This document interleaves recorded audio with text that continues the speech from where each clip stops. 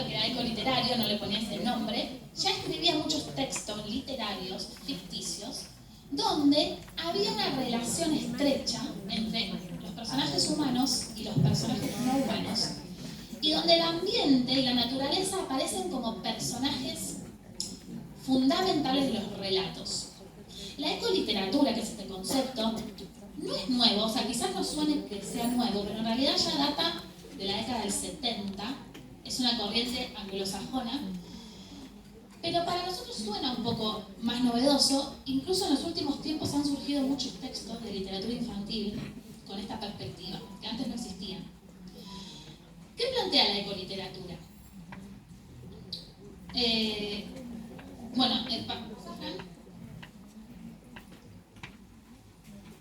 Ahí yo les pongo, ahí les puse lo que les digo, es una corriente de los 90.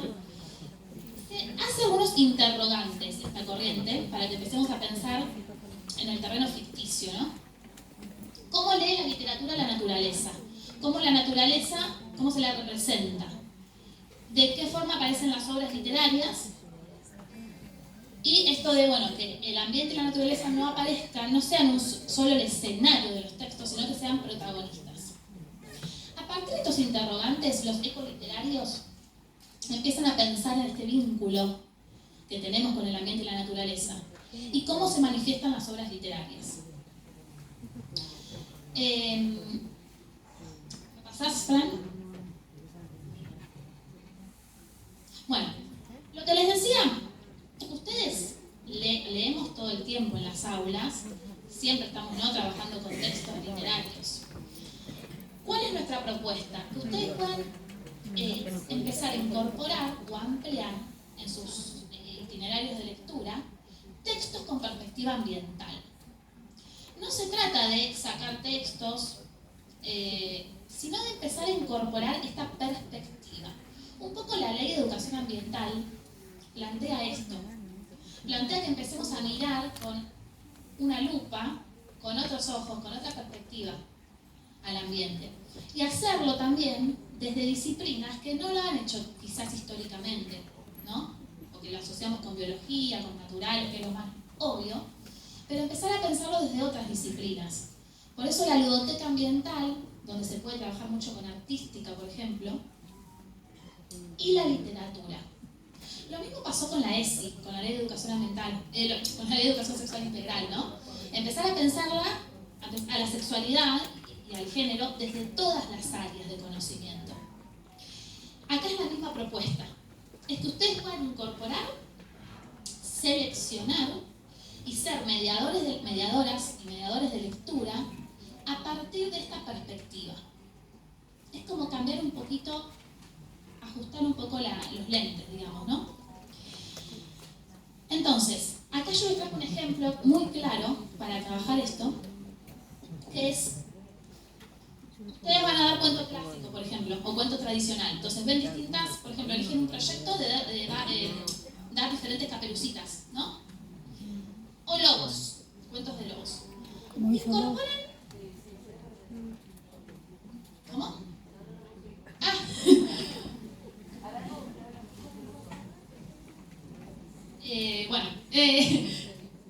Incorporan, por ejemplo, esta caperucita que tiene que ver con la perspectiva ambiental. Caperucita, un cuento clásico para tiempos modernos. Primero les quiero decir que es una editorial nacional y autogestiva que se llama Pachamamita Libros, que es una editorial muy buena, bastante accesible, y que en su página web tiene para descargar material. Y que cada libro atrás tiene actividades, sugerencias para trabajar. ¿Qué es interesante de este texto? No solo la perspectiva ambiental. Fíjense, bueno, yo ahí les puse que han surgido muchos textos contemporáneos que tienen el propósito de generar conciencia social sobre los problemas ambientales. Por ejemplo, en esta Caperucita Roja, la protagonista, que es Caperucita, obviamente, con el lobo, y la abuelita, van a tener un cambio en la trama. El conflicto no va a ser el del cuento tradicional, porque el conflicto del cuento tradicional es que el lobo se las quiere comer a ellas. En este texto el conflicto es otro, porque el lobo es vegano. Entonces se enoja clásico de Caperucita. Lo perdemos. Entonces, como el lobo es vegano, hay otro problema en este texto, y es que aparece una empresa que quiere talar el bosque. Ese es el conflicto.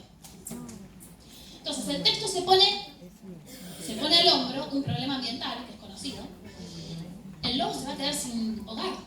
Entonces, los tres personajes se unen de forma colectiva y hacen una huelga y empiezan a hacer marchas y huelgas para que no talen el bosque.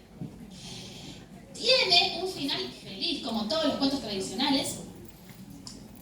Y hay una cosita más, otra particularidad que se puede trabajar, es en la identidad de los personajes, porque los personajes no son blancos, sino que son marrones. Hay una identidad marrón acá, de pueblos originarios, que es muy interesante también para trabajar. Está todo conectado con todo. Así que es una excelente propuesta. Es decir, ustedes ven las distintas caperucitas, seguramente incorporen alguna caperucita con perspectiva de género, que hay un montón, y también pueden incorporar esta.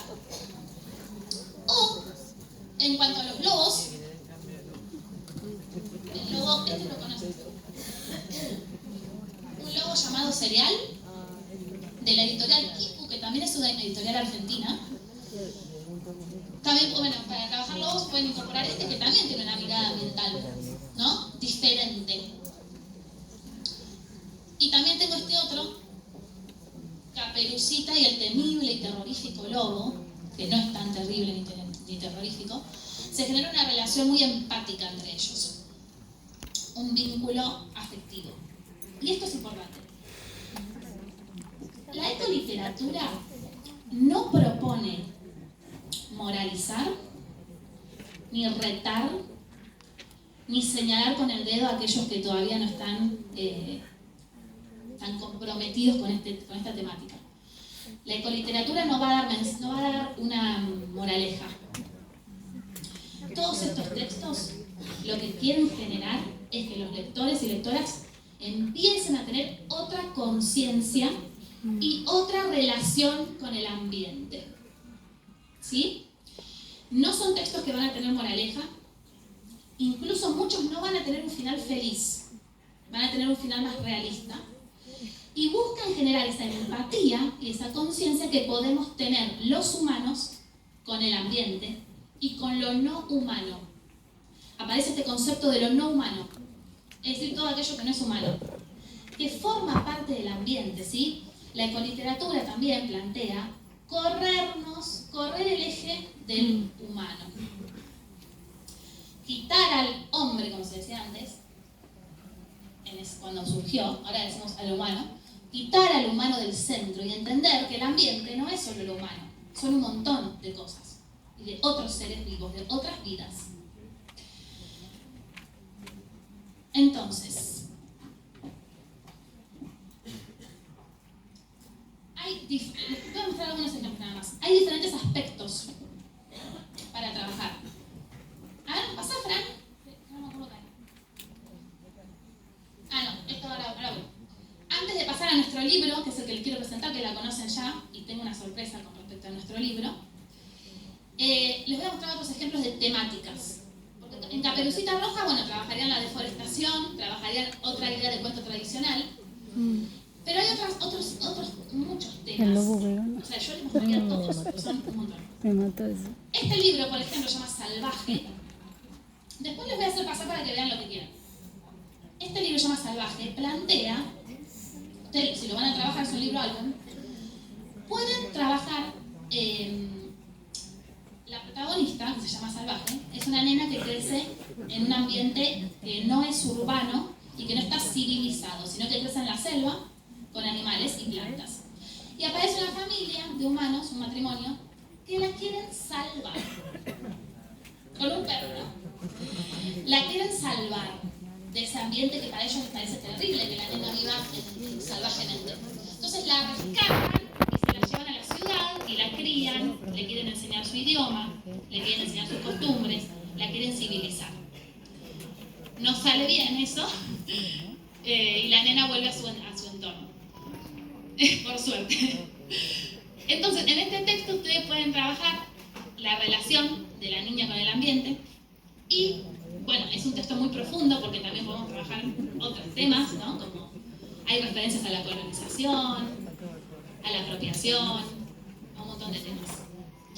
Yo lo que les sugiero es, primero que lo que les interese leer, lo lean ustedes como lectoras y lectores activos, y después puedan ser mediadores de lectura para trabajar con sus alumnos y alumnas. Pero son mediadores, no para marcar algo, sino para leer en conjunto.